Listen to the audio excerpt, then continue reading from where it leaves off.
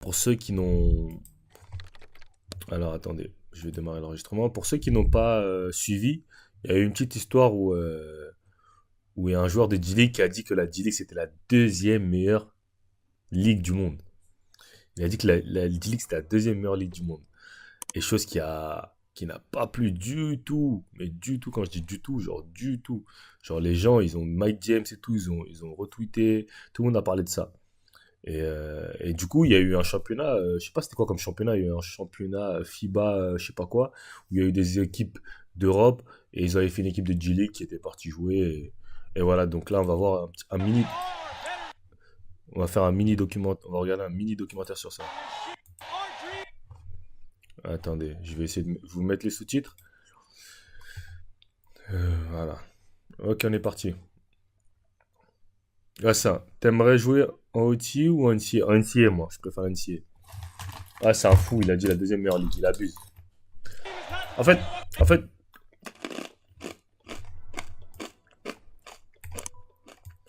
En fait, tu peux me dire qu'en NBA, en D-League, il y a des meilleurs talents que dans certaines ligues d'Europe. Ça, je peux l'admettre.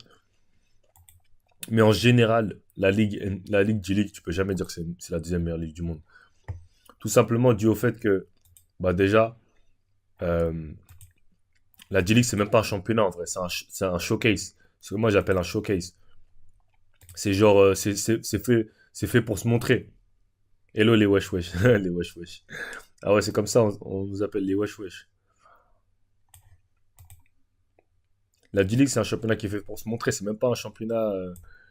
Genre, c'est même pas un championnat genre sérieux, genre. Tu vois, c'est juste pour aller faire ses stats, genre. C'est ça la G-League pour moi.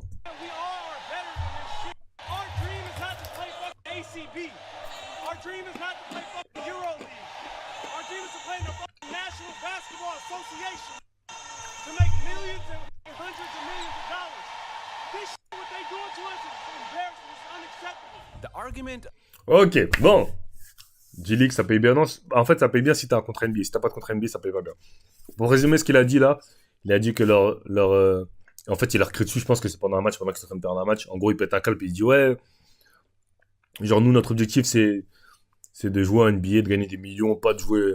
Genre, notre rêve, c'est pas de jouer en Euroleague ou en ACB. ACB, je crois que c'est la ligue espagnole. Notre but, c'est de jouer en NBA. Donc, en gros, là, je pense qu'ils étaient en train de perdre contre une équipe NBA, contre une équipe de ACB, quoi.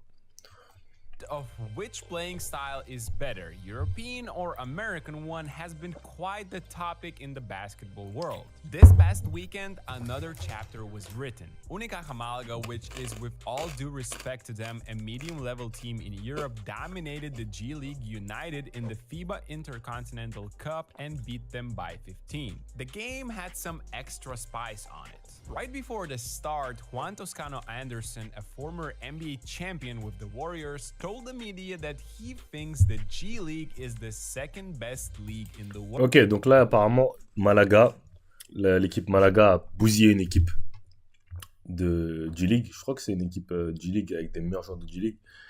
Et apparemment, il a parlé Juan Tascon, je sais pas quoi. Pour ceux qui le connaissent pas, c'est un mec. Je crois qu'il a gagné un championship avec les Warriors, si je me rappelle bien. Il a gagné un championship avec les Warriors, leur dernier championship. Et But is it really? Because after this match, even he probably changed his opinion. Let's see the differences between European and American basketball this match exposed once again and mais les gars, déjà de une, après il abuse, hein. Il dit que ce match a exposé, les gars, c'est pas ce match-là qui définit que l'Europe c'est meilleur que la G-League. Mais bon, euh, c'est meilleur, mais why ce match, Toscano ce match-là, ça Anderson was définit rien. wrong. First of all, a disclaimer, this video is not made to diminish one or the other style of play. In my eyes, it is pretty simple. The game has become extremely different on two sides of the ocean. And Unicaja versus G League United was a great example of the two philosophies and how those shape the habits of European and American players. Let's go over the strengths of the G Leaguers first. Of course, the athleticism, and with that I mean speed, jumping, and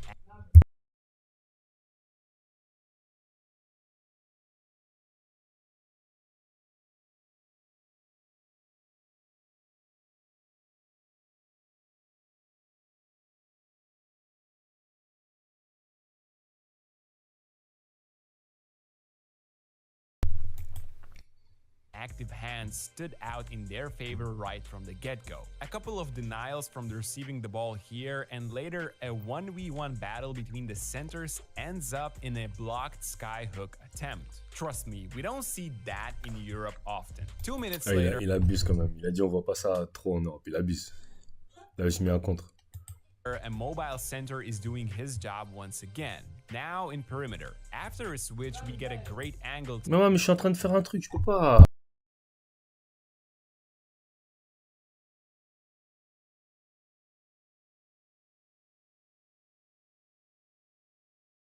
J'arrive, les gars.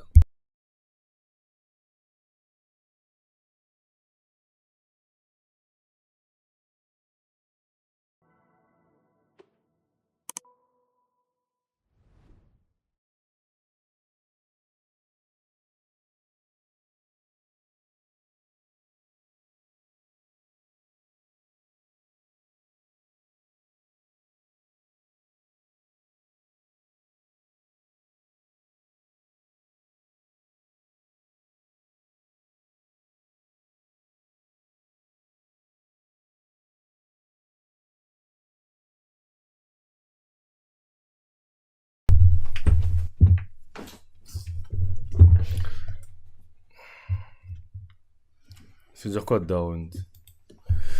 Allez, c'est tombé, les gars. Ah, bon. Où est-ce que j'en étais? Je sais même pas. Ok. Bon, on reprend la vidéo. To examine this mid-range contest by Rob Baker II. And this is the NBA Ils ont dit quoi, Darwin? Bigs might be smaller, but they are able to defend on the perimeter. A rare sight from Unicaja in the next clip. A straight 1v1 instead of a set play Comme by coach. the Spaniards, and Ça veut dire quoi, again, coach? the athletic ability to contest Ah, genre the si ton coach il shot te as crée dessus, genre un high truc comme as ça? the G League does here would stand out Ça sort d'où, ça? easily. Putain, vraiment, les trucs de While jeunes, in je connais half-court, pas. The G League were struggling heavily. Fast break and semi-transition were two areas where they were efficient. After Unicaja miss here, 4 guys are running smoothly in transition. 3 guys occupy wings, leaving more space for the ball handler and extending the defense until one of them is wide open for the layup. Offensively, the scheme wasn't fancy or hard to understand. A lot came from 5-out offenses or simply attacking 1v1. Like here, closeout catch, a jab step, and a hard drive gets the Ouais, job done. en gros, c'est comme pendant les Jeux Olympiques. C'est comme pendant les Jeux Olympiques. Les Américains, ils vont pas se casser la tête à faire 10 000 systèmes, genre. S'ils peuvent faire un contre 1 direct, ils vont faire un contre 1 direct. Ils vont pas se prendre la tête. C'est juste ça. Les Américains, ils se prennent pas la tête. S'ils peuvent faire un contre 1 au lieu de faire des systèmes, ils vont faire un contre 1 direct, un contre 1, un contre 1, et ils vont truc. Et après, 6 fois, et vu que je pense que c'est une équipe, cette équipe du G-League, je pense que c'est une équipe qui s'est faite sur le tas, tu vois. C'est pas une équipe qui jouent longtemps ensemble, je pense, tu vois. Donc ça veut dire que bah, sur le tas, ils ont pas trop de collectif, tu vois. Or here, after a missed free throw, everybody is spread out. Unicaja are not closing gaps properly, allowing the higher levels of athleticism and dribbling skills to shine. Oh. Also, the value of possession was clear as night and day. And for those who watch NBA and EuroLeague simultaneously, that shouldn't come as a big surprise. Here, the G Leaguers choose a contested after the dribble pull-up jump shot as their first attempt of the quarter, and they swish it. Il y a une règle qui me disait mon coach en duco, je n'oublierai jamais. Il disait que le meilleur shoot qu'on pouvait prendre, c'était dans les 8 premières secondes de la possession. Je sais pas si vous captez. Il disait que le meilleur shoot qu'on pouvait prendre, c'était dans les 8 premières secondes de la possession. Pourquoi? Parce que la défense n'était pas en place. Il disait qu'après les 8 premières secondes, le shoot qu'on allait prendre, ça allait être un moins bon tir. Donc le but c'était de shooter dans les 8 premières secondes. Genre, donc on prend rebond, fion. C'est pour vous dire, genre contre-attaque, transition. Vous allez dire qu'un shoot comme ça, genre jamais le coach il allait te casser les couilles parce que t'as pris un transition pull-up 3 points comme ça. Gros, tu fais ça en club en France? Ouf! Transition pull-up 3 points comme ça? What? T'es foutu, mon pote. Yeah, it's a great outcome, but is it really a great shot not looking at how it ended? Especially after the timeout, which in Europe usually means a fancy special designed play. It should stun your opponent and generate a high percentage field goal such as a layup or a wide open free. In this game, there were multiple instances where G League United would just dribble the ball up, play a straight up ISO, and fail. An additional defender would show up on the way to the rim, making these attempts extremely difficult. Even Comme je l'ai dit, les mecs de G-League, c'est quoi le problème? Pour moi, la G-League, c'est pas une ligue, parce que la G-League, ils essayent de se montrer, les mecs. C'est comme quand tu vas à une détection. Pour tous ceux qui ont fait des détections ici dans leur carrière, quand tu vas à une détection, tu joues pas comme tu joues en match. Quand tu vas à une détection, tu vas pour te montrer. Alors quand tu vas à une détection, tu joues pas pour jouer comme un match. Ouais, tu fais que des passes, tu mets le système en place. Si tu fais ça à une détection déjà, tu vas jamais être pris. Généralement, les mecs qui sont pris aux détections, c'est les mecs qui marquent beaucoup de points pendant la détection. Ou les mecs qui sont grands. Genre, eux, la G-League, genre, c'est ce qu'on appelle, moi, pour moi, c'est un showcase. Genre, showcase your talent. Je sais pas comment... Showcase, c'est genre, montre ton talent, en gros. Genre, eux, pour eux, les States, genre, la G-League, c'est un showcase. Genre, c'est même pas... Pour moi, c'est même pas une ligue. Genre, c'est même pas un championnat, parce qu'il n'y a pas vraiment quelque chose à gagner. Genre, c'est vraiment... Le but de tous les mecs en G-League, c'est de se montrer pour avoir un contrat NBA. C'est le but de tous les mecs qui sont en G-League. Du premier au 10e joueur, c'est de se montrer pour aller jouer en NBA. Alors que quand tu es dans un championnat d'Europe, le but c'est quoi? C'est de gagner le championnat. Donc c'est-à-dire c'est même pas la même préparation, c'est même pas le même truc. Regarde, les mecs, il faut que du un contre un, c'est que de se montrer. Donc tu peux même pas dire que c'est une ligue. Tu peux même pas dire la G-League c'est la deuxième meilleure ligue du monde. C'est pas possible. one baseline out of bounds play ended in one player trying to create and other four standing and watching on the other side. In Europe, that's such a rarity because that's not a highly efficient À part si t'es Mike James. significantly more Voilà. talented than you. J'allais dire, à part And si the t'es Mike Olympics James. was a great example of that. Team USA, despite gathering all the generational superstars, needed every inch from Steph Curry, LeBron James, and Kevin Durant. But other than that, this type of stuff in FIBA... Les gars, vous savez, ça c'est un truc qui m'énerve. Franchement, c'est un truc qui m'énerve. Quand on fait genre comme si les Américains ils avaient archi du mal à gagner. Ça me rend ouf. Ça me rend ouf. Comme si Serbie n'avait pas fait l'un des meilleurs matchs de leur histoire. Avec tous les 3 points qu'ils ont mis, genre, comme si, en fait, là, ils essaient de nous faire croire, ouais, les Team USA, ils ont gagné, comme quoi les gens qui disent, ouais, les Team USA, ils ont gagné grâce à Stephen Curry, mais si, ça fait 30 ans qu'ils gagnent, ouais. S'il y avait pas Steph pendant 30 ans, Steph, c'est sa première Olympique, et ça me rend ouf, quand il dit ça me rend ouf.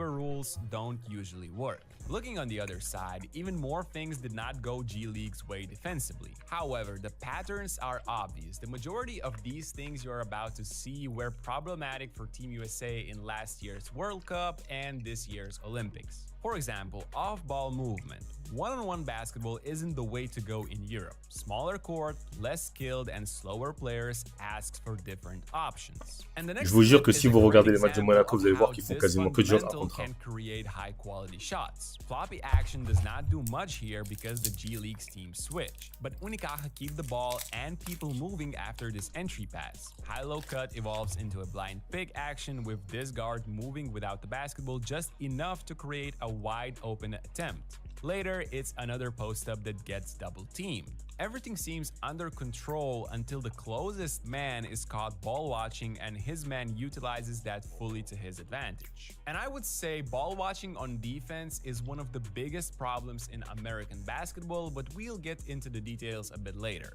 Here is another off-ball scheme the Spaniards ran a lot in this game and I absolutely loved it. After this guard-to-guard action, a flare screen follows, but Kalinowski recognizes that his defender is cheating going under, so he comes back instantly, getting a great look just off of that. Another huge problem that is widely connected to ball watching on defense is defensive rebounding, or the offensive rebounding for the opponent. Europeans destroyed their opponents with second chances and got those just because nobody were boxing them out. And here's a reminder for you. Last year in the World Cup, there were instances where Team USA allowed 23 and 8. Tu vois, ce qu'il dit, c'est n'importe quoi. L'année dernière, à la Coupe du Monde, il y avait Jaren Jackson qui était au rebond. Et Jaren Jackson, c'est un big man qui prend aucun rebond. L'année dernière, dans l'équipe de Team USA, ils avaient un problème de poste 5. Ils n'avaient pas de poste 5. Même Jaren Jackson, vous vous rappelez comment il s'est fait allumer je me rappelle sur Twitter, aux States, il faisait que d'allumer Jaren Jackson parce qu'il prenait aucun rebond. Donc, ils n'ont pas un problème de rebond, les Américains. Ils n'ont pas un problème de rebond. C'est juste que là, ils avaient une équipe éclatée au rebond. Ils avaient Walker Kessler qui ne faisait pas jouer. Ils avaient lui. Et Steve Kerr, il aime trop jouer avec 4 extérieurs, donc c'est pour ça, il est trop con, Steve Kerr. Second chance opportunities for their opponents in subsequent matches. This next example speaks louder than 1,000 words. A great defensive possession by the United is followed by a terrible box-out execution. As the shot is in the air, watch this. Two guys J'en suis sûr, c'est un Américain, lui, de only Capricci. not bumping anyone. Tominaga is trying to do so, but he forgets to stick to the play after the ball gets tipped, and one of the smallest guys on the entire court gets the ball and scores from under the C'est quoi les équipes de G-League? Bah, je sais même pas c'est quoi. Je sais pas si. En tout cas, c'est pas les meilleurs jeux. C'est pas les meilleurs joueurs de G-League en tout cas. C'est un. Basic European fundamental is not prioritized enough back in the States. It's not all about the wingspan and jumping ability in basketball after all. That last clip was also the reason Toscano Anderson decided to speak up and try to motivate his teammates by using this wording. We are better than this shit. Our dream is not to play fucking ACB. Our dream is not to play fucking EuroLeague. Our dream is to play in the fucking National Basketball Association. Make millions and hundreds of millions of dollars. This shit, what they doing to us is unacceptable. Okay, last but not least, the G League United was a little bit stunned by this one particular defensive pick and roll coverage which has vanished from the NBA in the recent years. After the halftime, Unicaja decided to hedge some of the two-man action their opponents were running. Watch the big here make two aggressive steps towards the ball handler, forcing him to retract. His rolling teammate is open for a split second, but this pass is late, and it leads to a turnover which Unicaja quickly convert to points. Hedging is a very popular concept in Europe against the best perimeter players. However, the size of an NBA court and everybody making three-point shots made it almost unusable in today's league. C'est impossible en NBA. Not used to it anymore, thus making it harder for the En NBA, c'est impossible, il y a trop d'espace. punish this coverage, for example here, with a short roll pass creating a 4v3 situation. Now all of this created a sequence of two straight possessions in the third quarter where the short roll is open right there, but the guards just don't know how to beat this defense with one pass, giving time for the low man to come back towards his own man and Non, là, il steal fait n'importe this. quoi. Yes, this tournament served as a preseason for both teams. But this game once again was a clear example of how the two games of basketball are going into two very different paths. I'm not saying one or the other is better. It's always fun to compare the two Les Américains sont meilleurs au basket, mais bon, les G-League est pas meilleur que.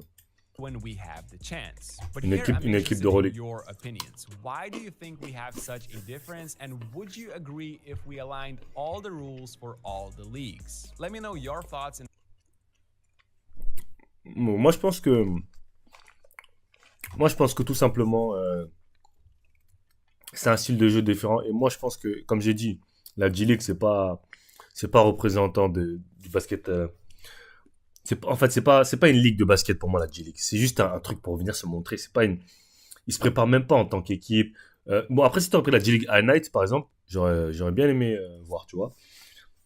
Mais souvent en pré-saison, bah, même cette année, il y aura sûrement des matchs des équipes NBA contre des équipes européennes. Mais le problème, c'est que les équipes NBA, elles jouent jamais sérieusement parce que c'est la pré-saison et qu'ils vont jamais jouer à fond, tu vois. C'est ça qui est dommage. Pourtant, les équipes européennes, elles vont vraiment jouer à fond, tu vois, quand elles vont rencontrer les équipes NBA généralement. Parce qu'elles sont déjà en plein milieu de la prépa. Et voilà, mais c'est dommage. En tout cas, qu'on n'ait pas un vrai match